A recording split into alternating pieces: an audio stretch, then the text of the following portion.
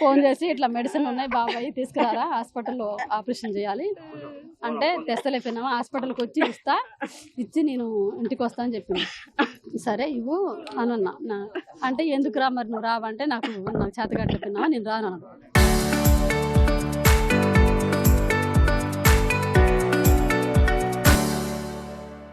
అంటే సార్ నువ్వు రాకుండా మళ్ళీ మెడిసిన్ అన్న తెచ్చియ్యి అని చెప్పిన. అంటే తెస్తలే అన్నాడు. అన్నాక మేము ఉదయం నుంచి చేస్తుంటే మధ్యాహ్నం ఎప్పటికో వచ్చినాం మేము హాస్పిటల్కి. ఎన్నిసార్లు ఫోన్ చేసినా కానీ ఫోను లిఫ్ట్ చేయట్లేదు సార్. లిఫ్ట్ చేయకుండా 10 సార్లు చేస్తే 10 సార్లకి ఒక్కసారి చేసింది. ఒక్కసారి వచ్చింది ఎత్తి అత్తయ్య ఈయన పడుకుండు చేత కావట్లేదని పడుకుండా అది అంటే పడుకుంటే హాస్పిటల్కి మరి మందులు కావాలి అమ్మాయి కొంచెం ఇచ్చిపోను ఓపీ చేసుకోను అంటే ఆయన ఒక అరగంటకు వస్తాడు అత్తయ్య అన్నది.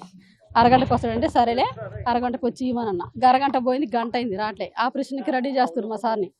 అయితే ఇట్లా అమ్మాయి ఇట్లా హాస్పిటల్కి రెడీ చేస్తారంటే అన్నదిగా మళ్ళీ వస్తలే అత్తయ్య పడుకుండు పడుకుండు మొన్నటి నుంచి అంటుంది. అంటే అదేందమ్మా హాస్పిటల్ ఆపరేషన్ టైం అవుతుందమ్మా ఎట్లా అంటే ఇక ఎన్నిసార్లు చేసినా ఇంక ఎత్తట్లే. మళ్ళీ 10 సార్లు చేసి ఒకసారి అయితే వస్తాడని చెప్తుంది. నైట్ 10 వరకు కూడా ఇదే నేనేం చేసినంటే ఈ మందులు ఏం రావాలని చెప్పి మళ్ళీ తీసుకొని మెడిసిన్ ఆపరేషన్ ఎట్లా ఇచ్చేసిన. ఈ లోపల ఆపరేషన్ అయిపోయింది. నైటు 10కి ఫోన్ చేస్తే అప్పుడు కూడా ఎత్తకుండా మక్క ఫోన్ చేసింది నాకు. వాళ్ళమ్మ ఫోన్ చేసి ఏంద్రా ఏడున్నవరా అంటే ఇటు హాస్పిటల్కి వచ్చినాక ఈయనకు ఆపరేషన్ అయితే మరి చెప్పకపోయినా నాకు నేను వద్దునా అన్నది. అంటే నేను అనగా ఏమో లెక్క ఏముందిలేగా మేము వస్తాంలే రేపు ఎల్లుండిలో వద్దులే నేను వస్తా అంటే వద్దులే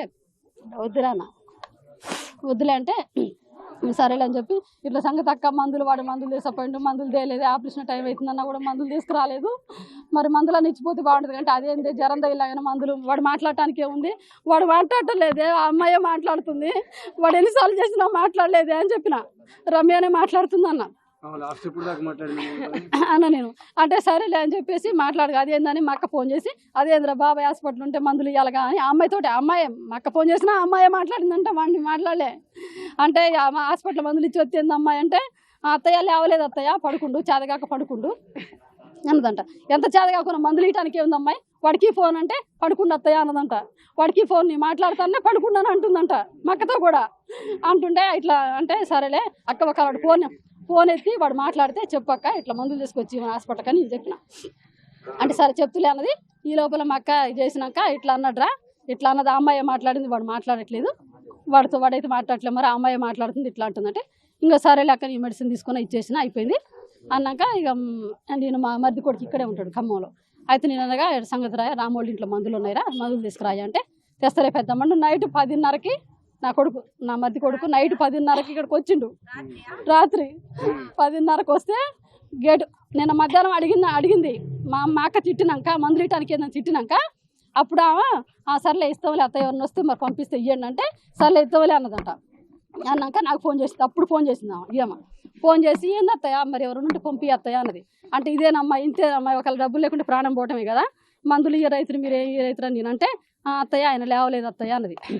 అంటే నేను మా బుడ్డి వెంకటసాయిని పంపిస్తా వాడికి అంటే సరే పంపి అత్తయ్య అంటే ఎన్నింటికి పంపిస్తావని అడిగింది. అంటే ఎన్నో ఒక ఇంటికి వస్తాడు వాడు కాలేజీలో ఉండి వాడు వచ్చినప్పుడు ఆ టైంకి ఇవ్వండి అని చెప్పిన. అంటే సరేలే అని మధ్యాహ్నం అయింది. మధ్యాహ్నం రాకపోతే మళ్ళీ చేసింది నాకు చేసి ఏంది అత్తయ్య ఇంకా రాలేదని అడిగింది. అంత ముందేమో ఎత్తలే అసలు ఎన్నిసార్లు చేసిన మాట్లాడితే వస్తాడులే వచ్చినప్పుడు ఇవి అన్న. వాడు 10:30కి వచ్చిండంట నైట్ ఇక్కడ 10:30కి వస్తే బయటకు వచ్చి ఇచ్చిందంట మందులు.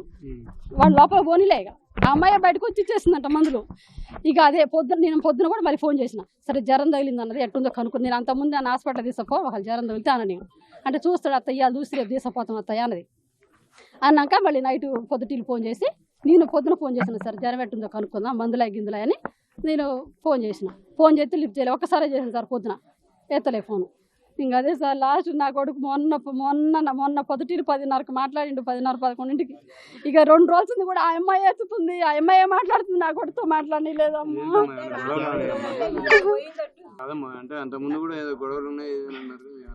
ఆ అమ్మాయి మొండిగా చేస్తుంది సార్ మొండిగా చేస్తుంది ఏదన్నా మొండిగా వైఖరి వీడు ఎంత దిగమింగుతాడో ఎంత కోపం ఉన్నా కానీ సరే ఆ అమ్మాయి దారికే పోయిండు. ఇంకా ఇప్పుడు మొండిగా చేస్తుందని గతంలో కూడా ఒకసారి ఏదో గొడవ అయితే ఇంట్లో మందు పిల్లకు పోసింది మందు తన తాగింది సావంచులో పోయి వచ్చారు వాళ్ళు ఇట్లా చేసింది సార్ ఏం చెప్పాలి సార్.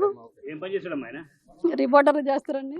మా ఇంటి ఆపోజిట్ ఇంట్లో 7:30 ఆ ప్రాంతంలో ఇంట్లో నుంచి స్మెల్ వస్తుందని ఆ అమ్మాయి వాళ్ళ రమ్య అనే బాధితురాలు వాళ్ళ తల్లిగారు వచ్చి మాకు చెప్తే మేము కిటికీల నుంచి చూడంగా చిన్న పాప ప్రాణంతో కొంచెం ప్రాణభయంతో కళ్ళార్పుకుంటా బయటకు చూస్తుంటే పోలీస్ వాళ్ళ కంప్లైంట్ ఇచ్చి డోర్ బలగొట్టి చూస్తే చిన్న పాప ఒకటి బతుకుంది.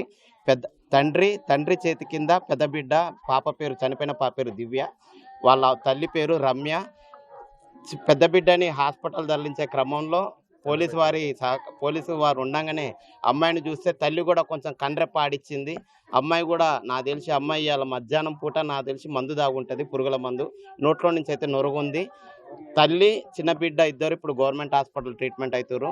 మరి ఇది ఎట్లా జరిగిందో పోలీసులు తొందరగా దర్యాప్తు చేసి ఆ కుటుంబానికి న్యాయం చేయాలని, మరి ఇది అసలు ఇందులో మరి కుటుంబ సభ్యులైనా బయట నుంచి ఎవరైనా వ్యక్తులు వచ్చి మరి అతన్ని ఏమైనా చేశారా తొందరగా కనుక్కొని మరి వాళ్ళ కుటుంబానికి తత్వరంగా న్యాయం చేయాలని కోరుకుంటున్నాం. అంటే మా అంచనా మినిమం 2 days అవుతుంది అబ్బాయి చనిపోయి.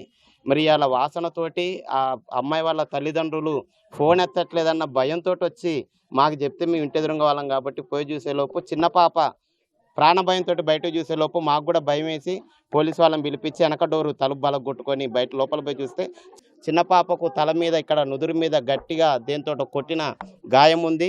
అబ్బాయికి కూడా మొత్తం ముఖం బలిగిపోయి మినిమం మేము అనుకోవడం అయితే 1 day కంటే ఎక్కువనే అయింది అబ్బాయి చనిపోయి. రాము భార్య భర్తలు బాగానే ఉంటారు, మరి ఏం జరిగిందో తెలియదు అన్న. Ramya house wife. రమ్య అని అయితే నేను ఈరోజు మార్నింగ్ 9:30, 10 ప్రాంతంలో మా ఇంటి ముందు నుంచి ఇంట్లో పోతుండగా అయితే చూసా.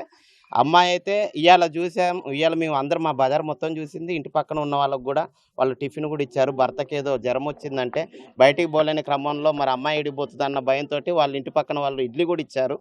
మార్నింగ్ 10:30కి 11కి భార్యనైతే మేము చూసాం. మరి ఈడు రాము అన్న వ్యక్తి అయితే మాత్రం చనిపోయి మినిమం 1 day అవుతుంది. మరి ఇందులో ఎన్ని కోణాలు ఉన్నాయో పోలీసు వారు వేగంగా వాసన నాకు నిన్నటి నుంచి వచ్చింది కానీ అన్న, ఇప్పుడు మోరీలు తీస్తున్నారు కాబట్టి ఆయన పందికొక్కులు చనిపోయిన దానితో అనుకున్నాను తప్ప ఇట్లా బాడీ అనుకోలేదు. వాళ్ళ అమ్మాయి వాళ్ళ తల్లి తండ్రి వాళ్ళ అన్నయ్య వచ్చేలోపు స్మెల్ వస్తుంది ఇంట్లో నుంచి, కొంచెం రండి అని మమ్మల్ని పిలిస్తే మేము పోయి చూస్తే చిన్న పాప ప్రాణ భయంతో చూసి మేము అనుకున్నాం అమ్మ ఇంట్లో ఏదో జరిగి ఉండొచ్చు, అందుకే పాప భయంగా ఉందని చూసేలోపు పాపకైతే దెబ్బ గట్టి తగిలింది. పాప అయితే మరి మా అమ్మాయి కూడా ప్రాణాంతకంగానే ఉంది. గవర్నమెంట్ హాస్పిటల్ తీసుకుపోయారు. ఇప్పుడు మీ అమ్మాయి దగ్గరికే పోతున్నాం. చిన్న పాప భార్య బతకాలని భగవంతుని కోరుకుంటూ మరి ఈ హత్యకి వీళ్ళు ఇక్కడ ఉండబట్టి 5 years. వీళ్ళది నేలకొండపల్లి అనంతనగరం అబ్బాయి వాళ్ళది. గతంలో ఏమి లేవు. భార్య భర్తలు అయితే మంచిగా ఉంటారు. ఇక ఇంట్లో గొడవలు అయ్యి భార్య భర్తలకైతే సహజం. ఆ గొడవలతోటి ఇది జరిగిందని అయితే మేము అనుకోవట్లేదు. పెద్ద బిడ్డ దివ్య 5 సంవత్సరాలు, కణతాల రాము, అబ్బాయికి మ్యాక్సిమం 32 years ఉండొచ్చు. తండ్రి పెద్ద బిడ్డ ఇద్దరు చనిపోయారు. చిన్న పాపకి గాయంతో నుదురు మీద ఏదో గట్టిగా ఇది సుత్తేనో కర్రతోటో కొట్టిన గాయం ఉంది చిన్న పాపకు. అమ్మాయి హాస్పిటల్లో ఉంది. భార్య కూడా పురుగుల మందు దాగి ఇప్పుడు గవర్నమెంట్ హాస్పిటల్ చికిత్స పొందుతుంది.